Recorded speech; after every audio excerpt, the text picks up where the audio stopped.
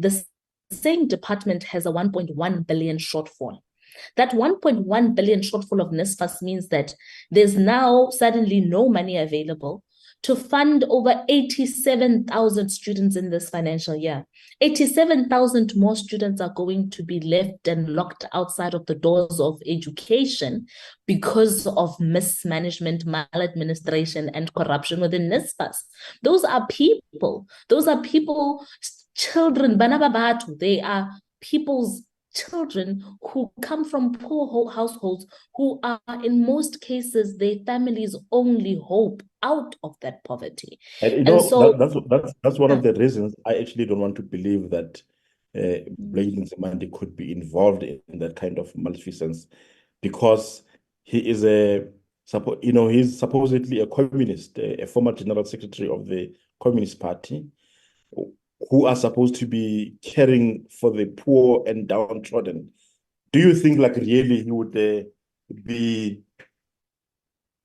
that way inclined, really, to deprive? This is why you and I are on the same page, because that is what makes him extra disgusting. That what makes these acts of corruption extra disgusting is already that, because the allegations that OUTA put out indicate that he's not only funding himself, the Dr. Khosa, the chairperson of NSFAS, but the SSCP itself as a political party. That is problematic. But also the reason why we're inclined to believe it, because luckily for me, I get to have a front row seat of his arrogance and lack of compassion as far as the plight of students is concerned within the portfolio committee that I serve in.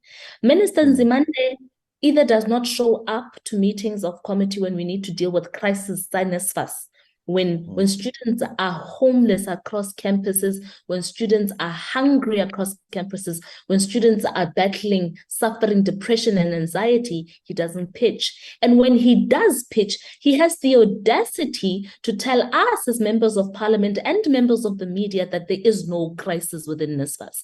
So that tells you that that kind of person doesn't have the compassion necessary to be administering politically over this entity and this department. He does not care. But how can you as a minister dare say, well, there's no crisis? And he did it yesterday again in his press briefing.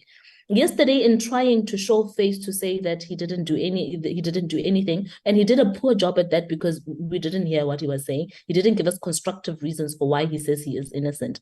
But